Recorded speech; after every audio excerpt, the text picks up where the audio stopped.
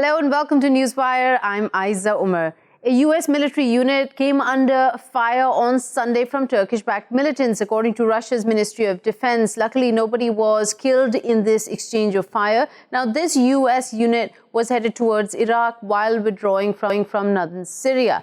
U.S. President Donald Trump announced U.S. troops withdrawal early last month, and it shocked allies, not only just allies, but also their YPG SDF terrorist group that was doing all the groundwork in fighting ISIS in the region.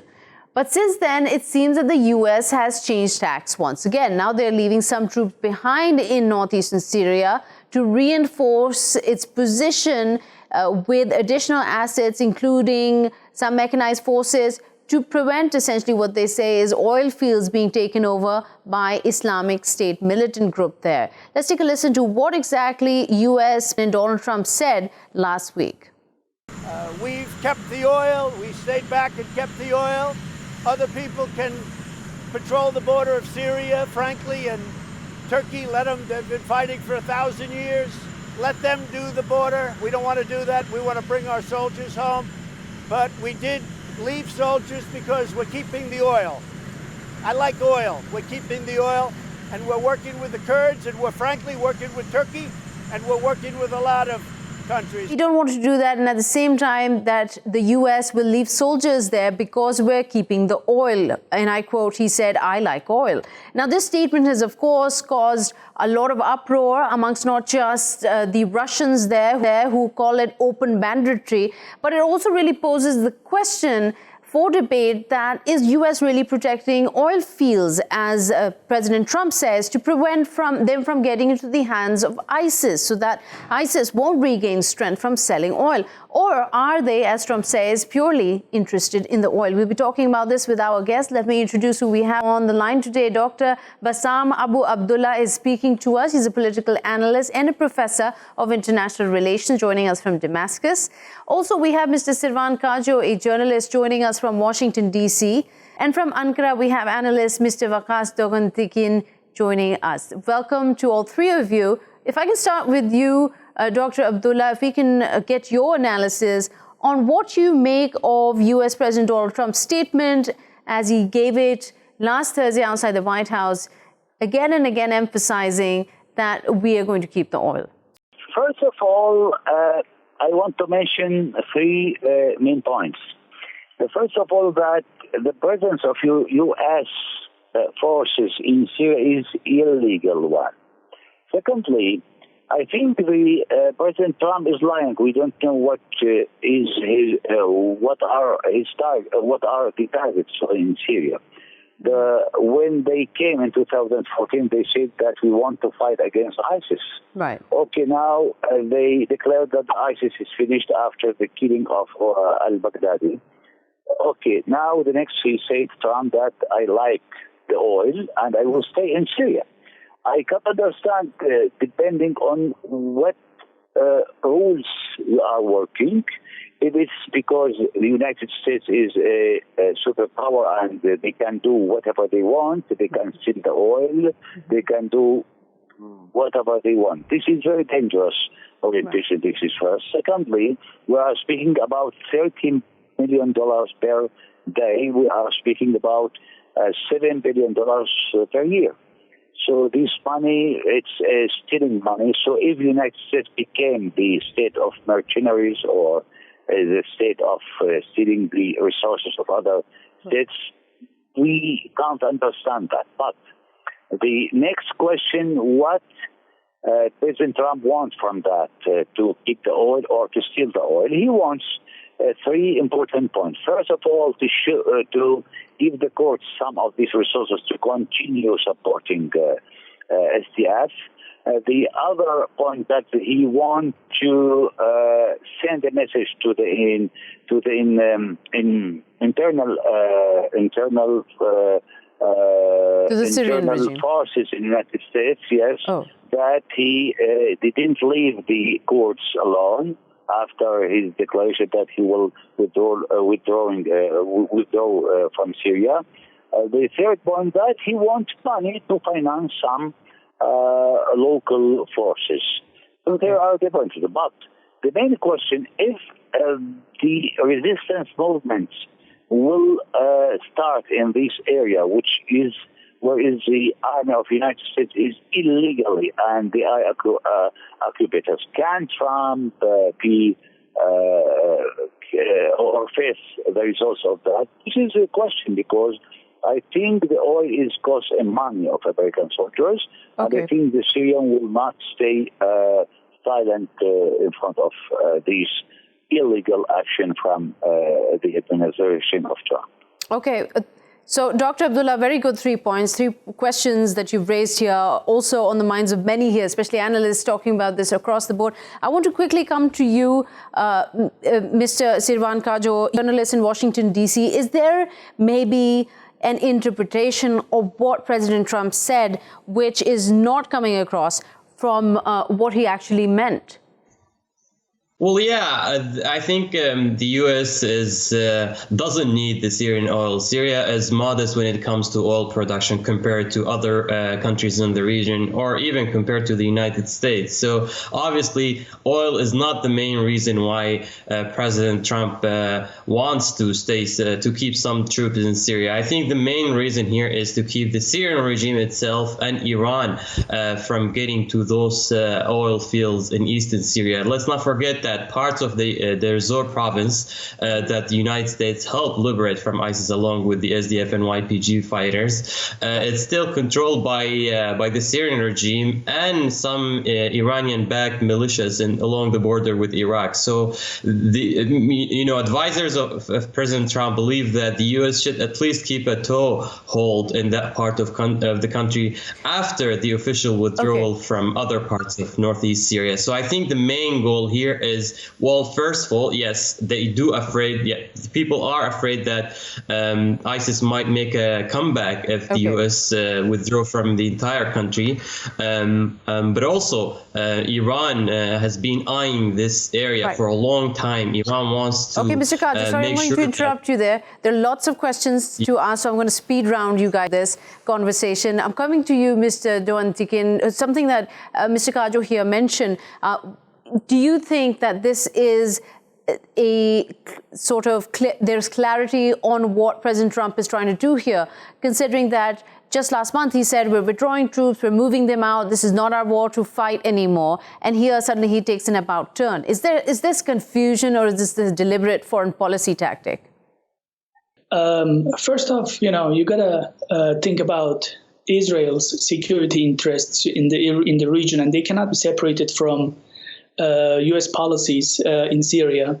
So, and one thing, during your opening statement, you said the Kurds were influential in defeating ISIS, but as it has been mentioned by so many leaders and so many, even like U.S. leaders, a coalition of forces defeated ISIS, not just the YPG, PKK terror group. I mean, it was a coalition of dozens of countries, and with only through the help of U.S. Air Force, they were able to do some damage to ISIS. But right now, against the Syrian National Army, for example, YPG, PKK, and Syrian National Army are in similar sizes, but obviously in their fight on the ground, they had to withdraw from some of the regions they have occupied. I mean, the YPG group, which means they are not a strong, fighting force on the ground as it has been depicted in the Western media. And the U.S. decision, actually, I don't call it Trump decision. Trump has his own ideas. He wants to withdraw troops from Syria, from Afghanistan, from other parts of the country, and he wants to focus on the domestic economy, and he wants to, focus on China mostly, because he doesn't think Russia is an enemy to the United States interests. He doesn't think Turkey is an enemy or hostile state. He thinks China is the only rival that can really upset American dominance. So you think President Trump or the White, whoever takes the decision, I mean, whoever you're referring to is behind this decision, but they thought this through? Because as Mr. Kajjo highlighted here, there are, of course, reasons to keep a toehold there, so the oil fields not just be protected from ISIS, but also Iran. But one would think that a nation like the United States would think about that before announcing last month that they're withdrawing completely. I mean, I really agree with Mr. Kajjo here, because Syrian oil is not a huge revenue for the United States, and it is not even a quality oil when you compare it with other crude oils in the world. So it is not the oil that the United States needs. It is the instability of Syria. It is the lack of territorial integrity in Syria that's very much needed in terms of American eyes, because the group that they have supported, the YPG PKK terror group, was occupying 1/3, almost 1/4 of Syria. And the Syrian regime or Russia was not able to touch them so far because they were under U.S. protection. Okay. So instability of Syria is working for someone's interests in the region. And you have to, evaluate it from that point of view, I think. Okay, so then let me come back to you here, Mr. Kajjo. While we're talking about this, it also then brings the question whether it is legal for the U.S. to be in the area in the first place to what they call control the Syrian oil. Well, there was a consensus among the international coalition to defeat ISIS. Over 70 countries and some international organizations approved this. So there is an international mandate for U.S. forces and other forces. There were also the British, the French, and other countries that were involved in this coalition that went to Syria and fight ISIS at a time where no one else was willing, no regional power was willing. Russia was not serious about combating ISIS. Iran was not serious. Turkey, which was on its Syria's border, the threat was its own border. It didn't see it as a major threat to its national security. Now, Turkey always sees the PKK and YPG, although it's the Syrian Democratic Forces that defeated ISIS. I mean, they were very essential, and even capturing and killing al-Baghdadi just a couple days ago. Turkey finds the Kurds as a main national security problem. And when they talk about the illegality or legality of U.S. troops staying in Syria, there are other countries also there. We have Russia. I mean, the Turks right now control 3 major regions along the border between Syria and Turkey. So to say that the U.S. Is there illegal is a very vague argument, because there are other forces on the ground. I mean, what is the ground argument for Turkey to send troops and militia fighters, all these Islamist jihadist groups to Syria to fight local Syrians, Kurds that have been engaged with U.S. and other forces to defeat ISIS? Well, I think maybe, Mr. Kajjo, the agenda, then I think the agenda or the intention of each country present in Syria brings into question the legality then. I mean, I understand your argument that the rest of them are pretty much then should be questioned on why they're there. But if the U.S. was there to defeat ISIS, and if ISIS has been defeated, if Baghdadi has been killed, and then them choosing to remain in the area. And Dr. Bassam, let me bring you into this conversation. I'm asking you this question. Then once we've seen ISIS defeated, Baghdadi killed, then what is the point of them staying back and protecting oil, which is clearly belonging to the Syrian regime? First of all, the Syrian government declared its position. First of all, as I explained before, that USA now in front of international law. So this is one problem. The other problem that the United States want to keep these resources for not giving any opportunity for Syrian government for reconstruction from its local resources, I mean here. We are speaking about $7.6, I think, billion per year from the oil. Okay. Besides that, this money is very important now for developing the economic situation in the country. So United States, what they are doing now, that they want to keep these resources under their control because they don't want to give any opportunity for Syrian government for reconstruction. This is some kind of a crime against humanity because we are in front of a violation of international law. But unfortunately, the international law, nobody respects international law. Right. Okay, but Dr. Bassam, Dr. Bassam, sorry to interrupt you there, but when the Defense Secretary, Mark Esper, he was asked by the press during a conference just last week that what was the intention, what was the mission, will access be given or not to Russian or Syrian forces? He, in return, essentially answered that no, it will be protected because at the same time they want to protect the SDF interests there, access there to these resources? First of all, the situation in the northeast of Syria has changed dramatically the last month. Secondly, I think that we should be patient a little bit. We believe that the United States will withdraw from that area, and they are trying to play in some cards. I think this card is the Kurdish card. The second is because of the Turkish presence in Syria. So there are different targets, but still not clearly for us what the U.S. administration, the Trump administration want. What is their strategy there? And now they are saying openly that we want still the oil, and Trump like the oil. But if it's a logically to stay there, no, maybe there are some other targets relevant to the line between Damascus, Baghdad, Tehran. This is one. The other for Turkey. So we still, the American strategy is not clear enough to explain. But when Trump declaring that I want to steal the oil, I think this is a criminal person, not a president of United States. Okay, Dr. Bassam Abu Abdullah, thank you so much for joining us. I'm coming back to you, Mr. Kajjo. There's what's problematic is that the Russian Foreign Ministry, they've come out and said that what Washington is doing is banditry. In fact, they've laid claim that Washington is actually siphoning off $30 billion worth of oil out of there.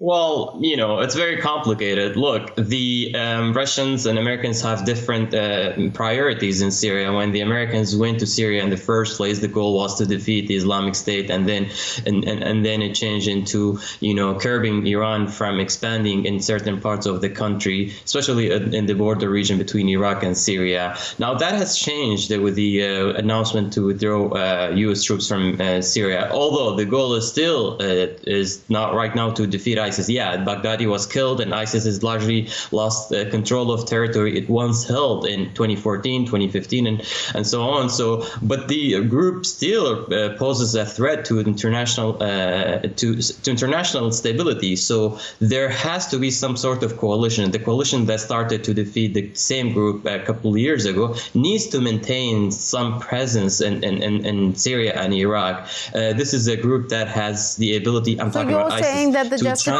of the U.S. to remain in Syria and guard oil is that they still have responsibility to protect their national interests, and that is defeating ISIS? Well, yeah, the U.S. says that, selling oil revenues can help local forces, okay, the SDF and others. Let's ask Mr. Vakkas, do you agree that this is the approach that U.S. should be taking if this is actually what they're intending to do? U.S. right now is going through some difficulties at the moment. The U.S. president is not able to exercise all his decisions. He's under impeachment proceedings, and the military complex that he is, that he has been criticizing all this time is not letting him take all the decisions that he wants to. But we will see. If Trump is reelected, then we will see a stronger step in, pulling out troops. But clearly, facing impeachment charges and fighting for another presidential election, 2020, should be on the same campaign that he has been proposing, that is bringing his men home, stopping these endless wars, and here he is taking a U-turn and leaving some 900 troops on the ground to protect another country's oil.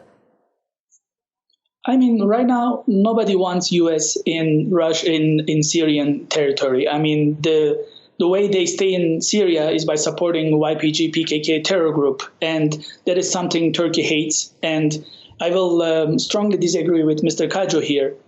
I was just recently having an interview with Mr. Hassan Hitto. He is one of the leaders of the Syrian community. He was actually one of the leaders of the revolution too against the Assad regime.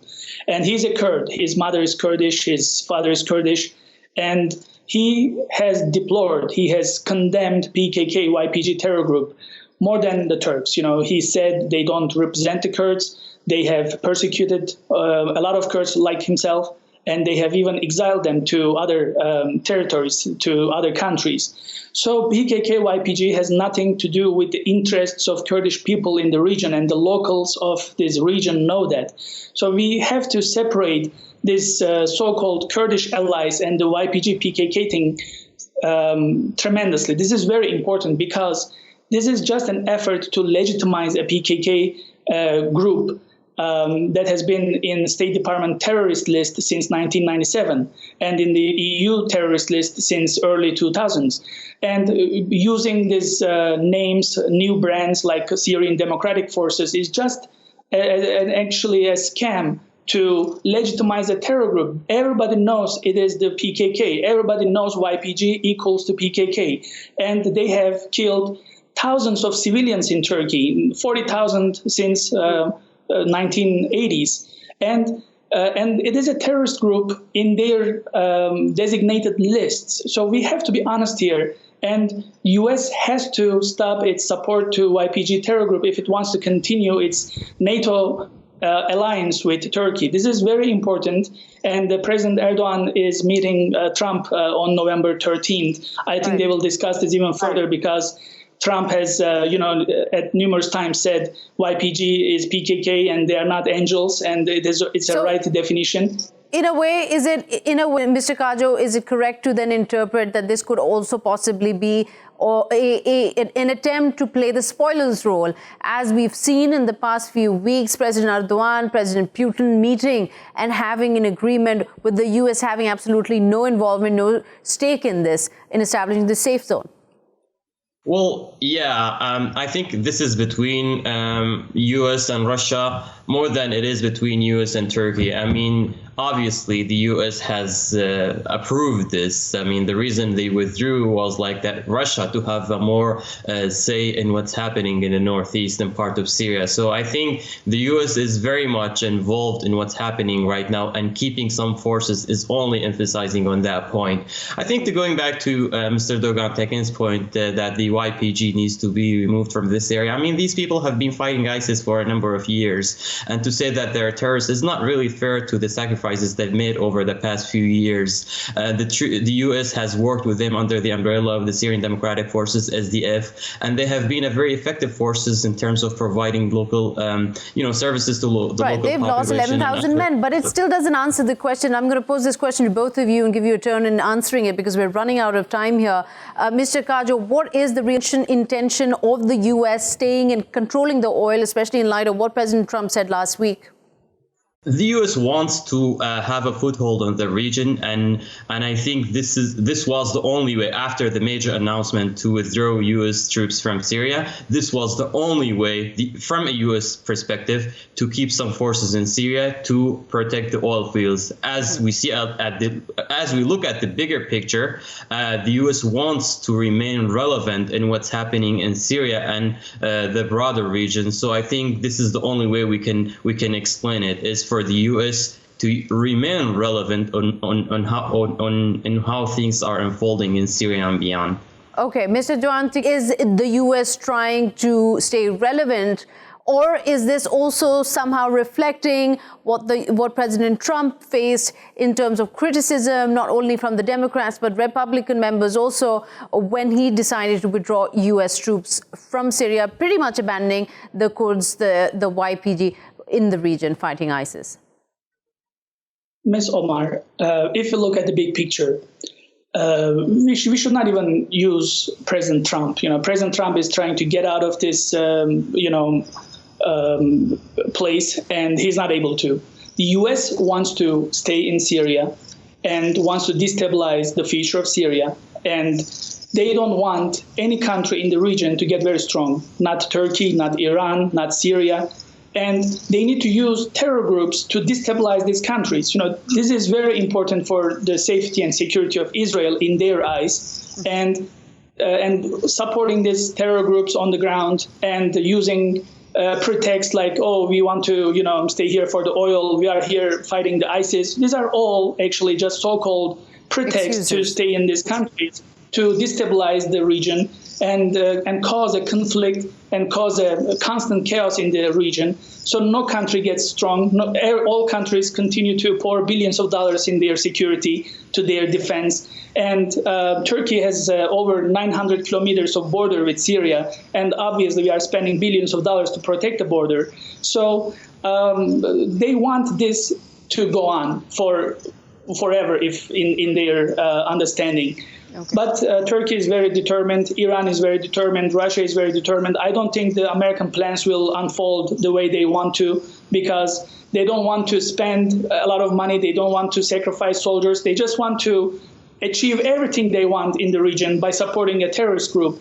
And it's not going to work. You don't approach to regions in a very narrow-mind fashion like this. Okay, Mr. Vakkas Dogantekin and Mr. Sirwan Kajjo, thank you so much for giving time and speaking to us on this very interesting debate on whether the U.S. intentions of protecting oil is for the sake of keeping it away from the ISIS, or it is for their own personal interest. And as we discovered in our conversation with our guests, also to continue to play the role of continuing to have a foothold in this emerging conflict in Syria. And with that, we'll take a quick short break. We'll be right back.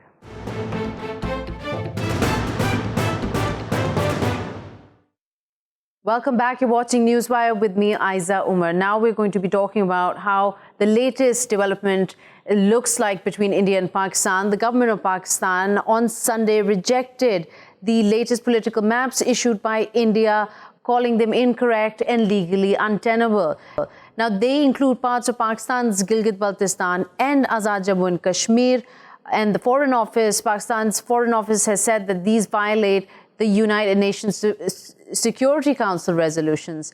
India had issued these maps on Saturday after having created the two union territories out of Jammu and Kashmir and Ladakh.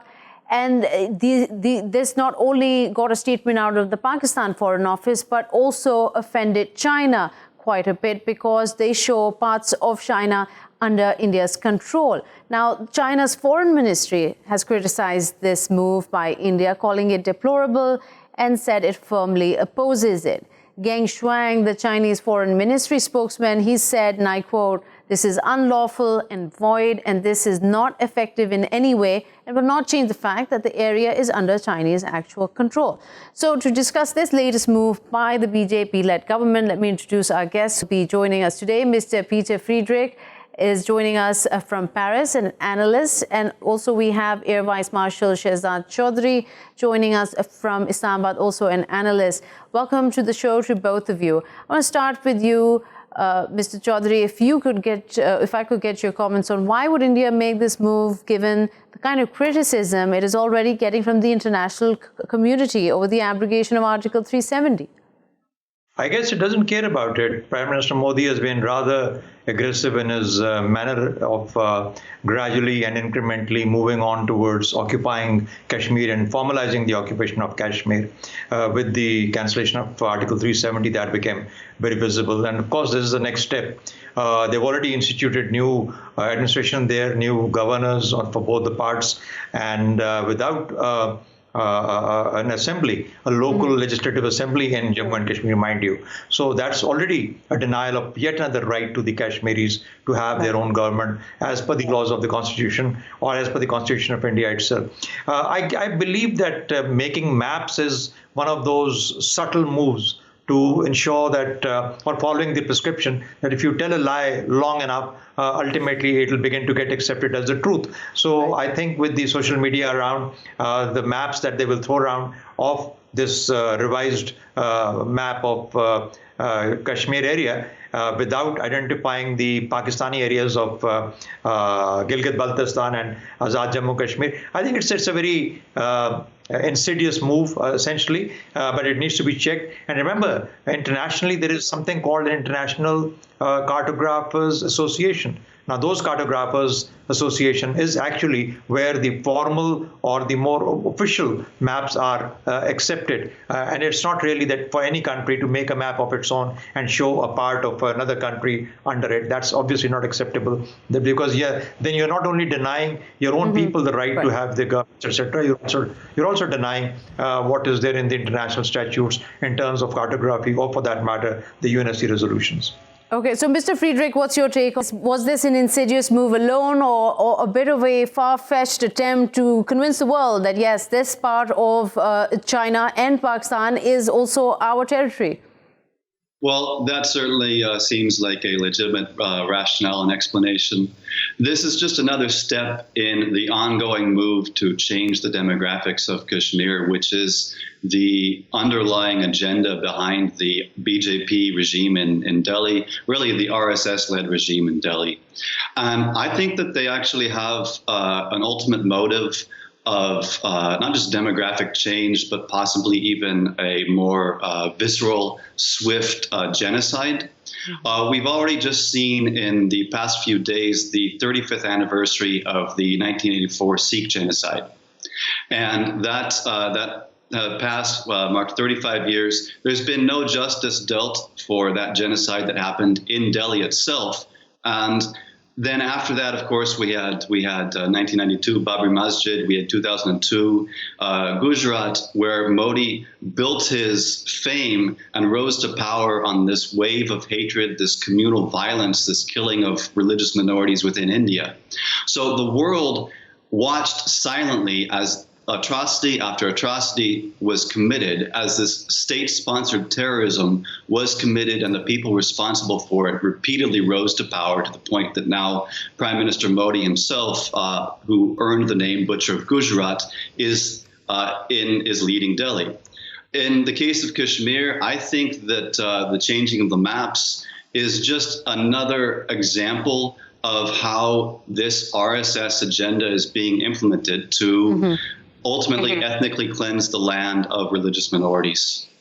Okay, so but Mr. Chaudhary, if this is, and as we've seen, I don't think it's a debate anymore, it's a question anymore, whether this is an attempt to diversify or to change completely change the demographics from a Muslim majority area to a non-Muslim majority area in Jammu and Kashmir. But moving on from that, this time it seems it's almost like a provocative move, like showing territory under Pakistan in China's control or occupation to be a part of theirs. Why are they being so provocative at a time they can least afford it, considering the kind of economy they're facing, the kind of criticism he's facing from the international community?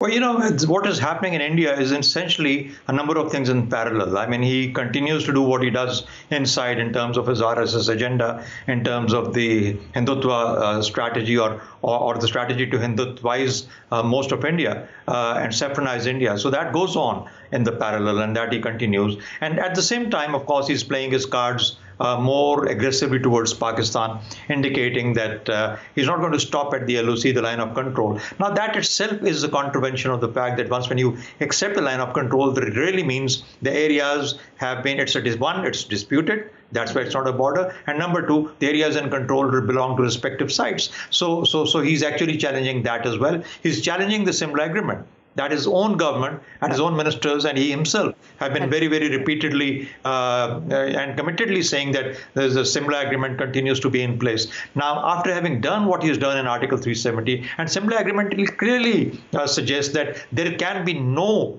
variation or change in the status of Kashmir itself as well as the LOC. So when you accept all that and then you begin to violate each one of those tenets, then of course it's either a sign of non-seriousness or basically irking your neighbors or not being serious enough to try and stabilize the situation either in Kashmir or with the neighbors. So I see that as a very, very aggressive and a very nonchalant kind of approach that really is not the way that serious governments and serious democracies must function. Right. So, Mr. Friedrich, might the Modi government, the BJP-led government, they might get away with maybe changing the short-term memory of their own masses by pushing on them this map, this newly sort of issued map that is completely incorrect on geographical area under which country. But in effect, does it, like on a geographical, sort of geopolitical, international stage, does it make any difference what this map might mean? Well, on a geopolitical stage, I think that the Modi government understands that it can basically do whatever it wants at this moment with impunity. You mentioned the international criticism, and there is a lot of international criticism for what the Modi-led government has been doing in Kashmir. But we have to look, for instance, at the recent visit of German Chancellor Angela Merkel to Delhi to meet with Modi. And she very rightly brought up the issue of Kashmir, and she mentioned that the situation there is unsustainable, it's not good. But these words really ring hollow when they come from her only after she has inked these 20 plus MOUs to massively increase economic collaboration with Delhi. And that's what we really see the rest of the world doing is, as Modi-led government, as the regime in Delhi under the BJP RSS is annexing Kashmir, is continuing to sponsor state terrorism in Kashmir and throughout the rest of India, there is occasional international criticism. And we also have to consider that the moral authority of these other countries to speak on this issue is very questionable. How can Russia speak, for instance, when they've annexed Crimea? How can Turkey speak when they're currently engaged in annexing the Kurdistan? How can the US speak when they're engaged in what they're doing in the Middle East? So there's this here and there's this hollow criticism, but with words that have no actual teeth. Mr. Chaudhary, it puts us in a position where it seems almost useless to go ahead with the conversation because when everyone who does criticize on the international forums, they aren't much of an example of themselves or what is happening in their own countries or how they're perpetuating wars in other parts of the world. But effectively, is there any possibility that this might increase the pressure from the UN, from allies of India itself, to put a halt to these kind of moves? That's what the moral step should be. Unfortunately, international relations doesn't recognize morality any longer, neither it has probably for some time. So that's why you find all those examples that our fellow panelist was just calling out from his place. So I think that's true. That is very true. We need to understand that the Kashmiris and perhaps Pakistanis, because we happen to have a number of Kashmiris on our side as well, really are going to be the only ones who are going to be fighting for them, or for that matter, bringing their voice to the world forums. That's what we need to do. And let's wait and see how do the Kashmiris react when they finally get the freedom to get out of their homes. 13,000 of the young boys and youth have been taken away by the Indian forces since August 5. Where have they gone? They're all missing. The families don't know where those 13,000 have disappeared. So in the real sense, the real test will be in the streets and on the lanes of Kashmir. And that's what we're going to notice and see. And it's going to be the Kashmiris who will have to win their own freedom. I think the world probably has given up on a lot. And some examples were there already. Kashmir and Palestine have rung hollow for a very, very long time with the world opinion. So we know all this, we understand all this, and we understand the limitations what the world has. But in terms of still enabling a people their rights, still enabling a people their right to live and to the freedom of life and freedom of breathing freely is what at least the least that Pakistanis can do for the Kashmiris and what the Kashmiris can do for themselves. So I guess it's going to be in the end these two people and a combination which will have to. But Mr. Chaudhary, while morally, Mr. Chaudhary, while we talk about how morally international relations, there's no space for having these moral debates, but can we think of it in a way that those who are economically or financially stronger in a world that really depends and goes ahead with trade, we are seeing what is unfolding between India and China. The foreign minister, the spokesperson from the Foreign Office of China has been very sort of clear in the kind of reaction they're giving. They're not happy with these maps. And this is a huge border they share with China, India and China. This is over almost 3,500 kilometers. And they've gone through various talks to resolve the boundary dispute. Do you think that this might trigger possibly a kind of an animosity between the two? It might not trigger the animosity the way that we perhaps perceive, for the simple reason that they've had their difficulties for a long, long time now. They've had one war between them in 1962. But look, recently President Xi was in India.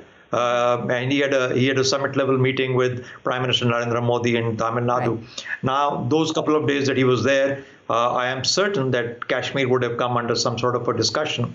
But will that result into some behavioral change within the Indians? Will the Indians now begin to look at things differently? Will they look at Kashmir differently? I haven't seen any indicators. So therefore, all I'm saying is that, while all that is true, and each nation and other nations might have their difficulties with India, but I think in terms of Kashmir, we need to be pretty clear that it shall have to be us and the Kashmiris trying together to try and win them their right to life. Okay, Mr. Friedrich, coming to you, out of time, so very quickly, while we can easily sort of rule out morality to be any kind of social margin to hold on accountable countries who are like India on what there is unfolding in Indian-occupied Kashmir, financially in terms of sort of holding back trade. Now, China was one hope, and it still is, because India depends highly on the kind of exports that go to China. Also, a lot of imports come from China. What else is left there? This is surely not just the responsibility of Pakistan to continuously highlight on the World Forum, and for those subjugated Kashmiris who absolutely have no access to even the internet to carry forward this movement. I think the Indians in particular need to remember that what's happening in Kashmir sets a precedent for the rest of India, and that what is being done to the Kashmiris can always end up being done to Indians in mainland India themselves. We just saw last week a fact-finding team released a report about torture ongoing in Kashmir, and how the screams of torture victims who are being tortured by security forces are broadcast over a loudspeaker to terrorize the rest of the community.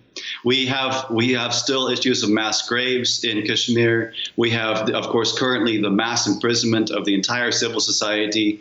We have all of this. I think Indians in particular need to consider that if this is happening in Kashmir, this can happen to them as well, and they need to be worried about that. For the rest of the world, whether if they ignore the moral issue, they should take the same perspective that if India is permitted to commit these atrocities with impunity, that these atrocities can then be implemented against them by their own governments in coming days if the world continues to ignore this and accept it.